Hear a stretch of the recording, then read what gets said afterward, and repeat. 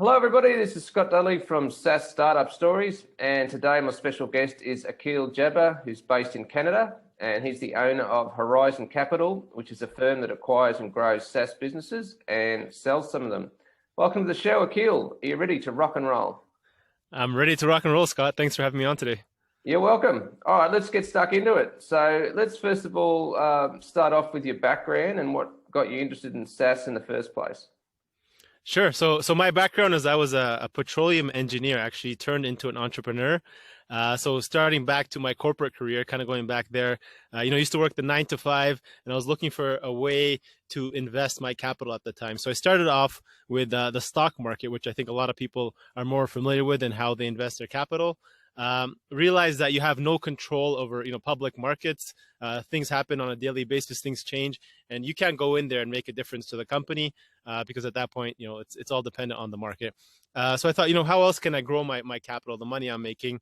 So I moved into real estate. So I bought some properties and learned how to manage cash flow, build cash flow through real estate. So I have some properties in Canada. I still own that today.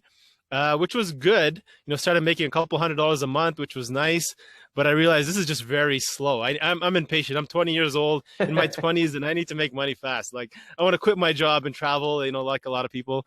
Yeah. So then I learned about online. From there, I actually owned a physical business.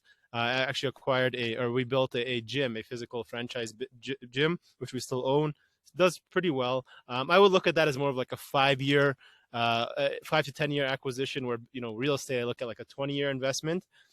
And then I learned about digital real estate.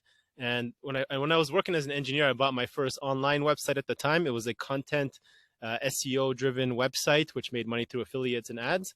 I think I bought it for like $50,000 or so. I was making about $2,000 a month, which was great because that's how I learned how to make a little bit more money. So now I was making a couple $1,000s a month. And from there, I joined. So I left my job at the time. I had enough money to replace my income, and I joined another firm at the time, which was called Wired Investors. So they were kind of at the early stages at the time. They just did a couple of acquisitions, and they were doing what I just did, but at a bigger level. So they were buying companies that were $1 million, $2 million plus, and I got to get in, learn the ins and outs of how to manage bigger companies and play with bigger companies there. And from there, I led one of their own companies, $99 Social. I did a good job with that. We doubled it within 5 months of acquisition. Cool. And then we did more SaaS companies, which I led the portfolio there. And from there, I decided to build my own firm, just focusing on SaaS companies. So I got to learn what I did like and what I didn't like. And I realized what I really do like is SaaS. And that's where we decided to focus on that for Horizon Capital. Awesome, man. That's an excellent story. Really inspiring. All right, so if we sort of fast forward then to the present and what you're doing now with Horizon Capital, can you tell us a bit more about that firm and what you actually do? Yeah, absolutely. So we look at SaaS companies right now that are generating somewhere, they're not too small, they're not too big, where a bigger, acquirer would be interested in, like a PE firm. We're considered a micro private equity firm. So we look for companies between 500,000 or 500K in ARR, annual recurring revenue, to about 5 million. So that's our sweet spot. We come in, we make an offer to the seller who wants to move on to another project or just wants to look for an exit. And yeah, we take over at least 51% shares of the company. We took over the operations management, and we hope to grow it with our investors. Okay, all right. So what are the most important things that you look for in a SaaS company to acquire them then? So at the high level, there's a couple of criteria we look at that will filter out the deal. We look at numbers like churn. Okay, we look for companies less than, say, 5% a month per churn. We look at lifetime value, how valuable, how long are they sticking around. We found that over $1,500 of LTV is probably a good fit where we can do a good job at it. They have proven market fit. They're not too early where they still haven't proven it that there's a real demand for the product, and there's a solid demand for the product that we actually understand. So there's a lot of products out there that are great, but if we don't understand it, we're not interested. Yeah. Then from there, once that first filter is passed, we look at, is there a clear upside growth path for us to execute on and possibly double the company within a year of the acquisition? So we look at, is there a roadmap that we can come in, we can do A, B, C, and we can hit that trajectory that we feel comfortable that we can hit. And then from there, it's just assessing the risks. we have like a scorecard we built internally. We look at I think over like 100 different factors, and we just have to be as objective as possible, because it's easily to get emotionally attached to a deal. You do a lot of work to it. You love the product, but when you look at the risks of it and you look at some numbers and you take the objective side, and then and only then if we feel comfortable moving forward, and we have a game plan for assessing those risks or dealing with those risks, then we'll move forward from there. Okay, interesting. Yeah. All right. So from experience, what are the most successful customer acquisitions channels for a SaaS company, and how do you find them? So that's a tough question. I've seen SaaS companies do $10 million a year in revenue just from outbound sales. That's all they do. Mm-hmm. So I don't think there's one formula. I think it depends on the market you're targeting, who you're targeting, type of market. Generally, we like doing SEOs as our bread and butter. We like to do paid advertising. I think those two are probably the two biggest ones that I think are scalable and give pretty good returns. Yeah, so I guess what you're saying is it depends on the different company. There's not one universal for all of them. Yeah. Yeah, exactly. Yeah. Okay, so you've already touched on this before, but in your opinion, what are the top reasons for customer churn? So a couple of reasons. I mentioned that for us, we look for companies that are doing at least less than 5% per month, but ideally you want to have negative churn. And what I mean by negative churn, if people aren't familiar with that, is you buy a product and over time, rather than churning, you're actually adding more user seats and you're expanding the pricing, the revenue on the business. Now, in terms of reasons for why customers churns, there's a couple of reasons we find why, from doing some research. Generally, it's from your pricing model. Are you targeting the wrong customer or the wrong audience, or is it the right audience? Is the pricing too high for those maybe smaller customers that you shouldn't be targeting, or is it too low for some of the bigger clients? Okay, that perceived value on the pricing is super important, and you have to test it out to see what works best. And then once you get into the product, is it delivering real value to the end user? Can they justify paying this on a month-to-month basis, and are they getting the results they were hoping to get by using your product? And finally, the third part I would say is the onboarding experience. I think this is something anybody can do today to improve their SaaS. Is look at your onboarding. How intuitive is it to use your product? From the time people are giving you their email, they're giving you their credit card information, you have a chance to prove to them that your product is worthwhile. You've got their attention now. Make that onboarding experience as simple as possible, and I guarantee you it'll help improve your churn. Yeah, absolutely. It makes total sense. All right, so if we talk about hiring new employees, what do you look for, sort of both in a positive light and also as red flags to not hire employees? Ooh, hiring. I think that's probably the most critical part of this whole interview. So I read a book a while ago. I highly recommend people checking it out. It's called Scaling Up. And I started following his framework, and he lists 4 ways on how to hire, and in this exact order. And this is what I've started to use, and I've had good success with it. So number 1, how hungry is the person? Do they have grit, so it's called? Are they curious to learn? Are they open-minded? Do they have the desire to improve and be part of that growing vision? So I think that's internal. That's something you have to look for and see how hungry they are. Number 2, I look at is the values. Okay, do they fit the cultural fit of the company? Do they align with your core values? So at Horizon Capital, 2 things that we look at for our core values is autonomy. So we want people who are leaders in your team, who can run their own ship, who don't need a lot of hand-holding. Okay, who have good decision making, who have critical thinking, and that we like them to we like to trust our team to make decisions. Another one is continuous development. Are people always looking to learn? Are they always looking to learn new things? Are they looking to the Kaizen approach and become innovative and find better ways to run our firm? So we want people who bring that to our team. Third thing we look at is results. At the end of the day, can they deliver on their KPIs and the outcomes that you set for them? Okay, same thing as investing. Take the emotion out of the decision. I think this is something, a frustration that comes up a lot when people hire teams is, they ask somebody to do something and then a few months later it's not done and you get frustrated. A few weeks later again it happens and then you just fire them and the person doesn't understand what they did wrong. So I think now I like to set KPIs very, very clearly from the beginning. It's like, okay, we're going to set 5 new articles a week, or you're going to contact 50 new leads a week. And we're going to assess that. We're going to check that every week. Are you hitting those numbers? We discussed and agreed together that this number is achievable and reasonable and worthwhile that we can hit. And if week over week you're getting, half the results and there's excuses for not happening, then you can take the objection out. Look, you're not hitting your goals week over week over week. This is just not a good fit, and you can take the emotion out of it. Last but not least, number 4 is the skills. I think a lot of people overvalue that. I think for me, it's the least important because I don't know about you, Scott, but I think, skills change like every couple of years. They get updated, exactly. Yep. Right? Things change so fast. So I think that's probably the last thing I look at. Okay. I think I got that book, Scaling Up. Was that Vern Harnish? That's the guy, isn't it? That's the one. Yeah. Awesome. That's the guy. Yeah. It's an awesome I haven't book. quite read it yet, but I have got it on the bookshelf, so I'll have to check it out. All right. So, this one's a bit of a generic question as well, because I guess it's different depending on the company. But what advice have you got for the best type of lead funnel for a SaaS company to bring in leads? So there's a different kinds of models, but I'll talk about 2 specifically that I guess most people are familiar with and we're around. Number 1 is the freemium model.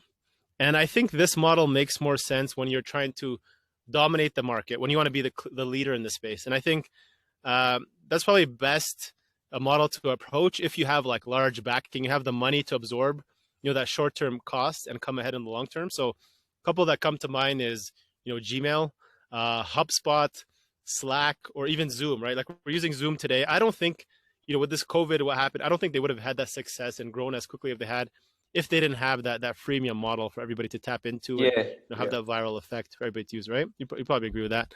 So if you want to be the leader in this space, probably go the freemium model.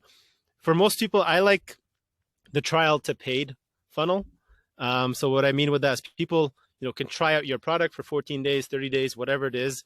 And then if they like it, then they convert to a paid user. And the reason why I like that is because you let the product and the experience tell itself. Right. And I think, you give people a chance, let them play with it, let them try with themselves. And if you have everything kind of lined up and you've built a good product, I think you should, be able to convert a good amount of them. And on that model too, that's where the onboarding experience is crucial, isn't it? Because you're trying to convert them from the free to the paid customer. So exactly. Yeah. You got that 14 days, 7 days, you've got to make sure it's nailed down. Yeah. Yeah, exactly. Yeah. All right. So we've already talked a little bit about you acquiring companies. I'm interested now, how do you know when it's the right time to exit and sell a SaaS company? So in our business model specifically, I'll talk about, and then what I've seen from founders, we look to hold it for at least 3 to 5 years, ideally, around that 5-year mark. Once we feel we've hit a good growth stage, if we take it to say 5 million in ARR, then we can find a buyer who's willing to pay a premium and pay higher multiples at that point. If we get an offer earlier that's reasonable and at a high price, I think our investors would be on board. But and then from a seller perspective, we've seen a couple of things of why is the right time for them to sell. Typically, they've been burnt out. They've just they've worked on this product for so long and they're just tired of and they want to move on. They're a first-time founder. They've built it. They want to get their first exit. So I think it's exciting for them. Or 3, they just want to move on to another project. So some people, they have that passion for the first couple of years. They're not willing to stick around for 10, 15 years. A couple of years in, they want to, build a new idea or they get excited about something else. And, it's fine. We come in and take over at that point. That last category would probably be the easiest on price, wouldn't it? You wouldn't really have to beat them down on price too much. They'd pretty much take anything, wouldn't they? Or what do you reckon? People still are pretty attached to their price and their business and their baby, right? So it's an emotional decision. So I don't think it's that easy, but we don't we give fair valuation. We don't try to lowball people. Yeah, fair enough. Okay. Yeah. All right. So just out of interest, do you use or repeat the same growth model or formula over all the companies that you acquire, or does each one sort of require its own specific strategy? So we do have a high level growth playbook that we apply for every business. I think, if there's a lot of traffic, we do like a lot of traffic.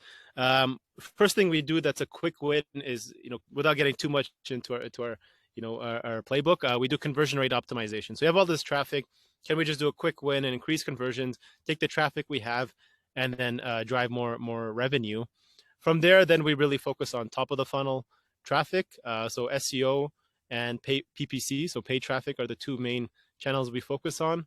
And then from there, we go into the middle of the funnel. So we like doing webinars and building different funnels there for mid funnel that converts really well. But other than that, we put a manager in place for each of the companies we acquire. So that's pretty standard, and we have somebody who are trained and competent who can lead SaaS companies.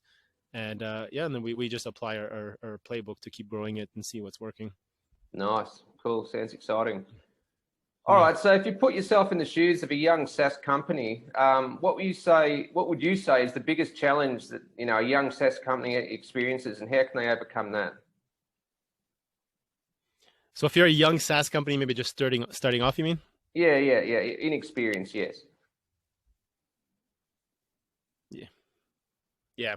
Okay, so I think there's probably two things that I've seen maybe go wrong, and challenges that the companies face. Number one is probably they're not building a product that users actually need. So I think that's what people call the product market fit. So I think there's an analogy where you're creating a painkiller. Sorry, you're creating a vitamin, not a painkiller. Are you creating something that people actually really need, or is it just something like a nice to have, like I could use it or not, right? Yeah.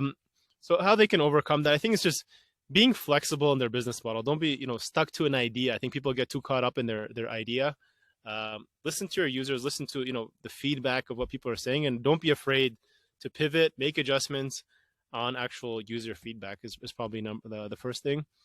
And then the second thing, I think we talked about this a little bit, which was the hiring part. I think making sure to hire the right, whether it's the founders, co-founders you bring on, or the first few hires, make sure that's nailed down perfectly from the beginning. And not perfectly, but as good as possible, because that'll make the rest of your life easier. This is look at it as like a 5-10 year journey. And if you hire like the bad, first few hires, or you have bad partners, that'll slow down your trajectory in a big way. So my saying is, hire slow, fire fast. You guys have probably heard that before. But be careful on those first few hires, I would say. Yeah, I love the analogy with the painkiller and the vitamin. I mean, that just makes it so clear of what you're explaining. So yeah, it's cool. Yeah. All right. So getting back to your business, what are your favorite online tools and platforms that you use to run your own business? So internally at Horizon, you mean? Yeah. So I think I mentioned most of them already. So we use Slack internally for our team communication.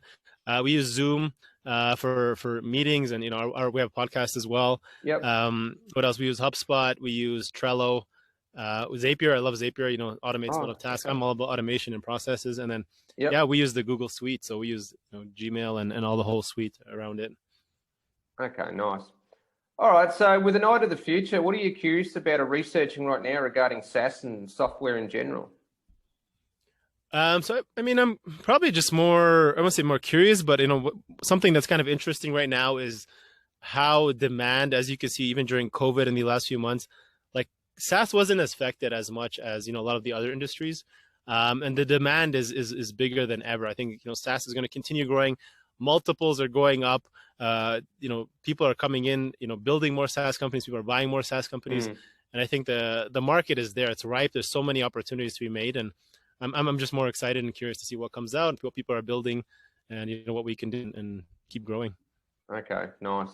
All right, so just to wrap up, where can people go to find out more about Horizon Capital? Sure. So you can check out horizoncapital.com. That's Zen, horizoncapital.com.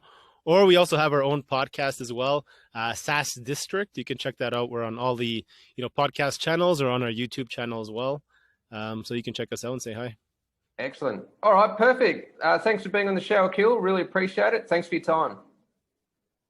Thank you so much, Scott. I appreciate it as well. You're welcome. Take care. Bye.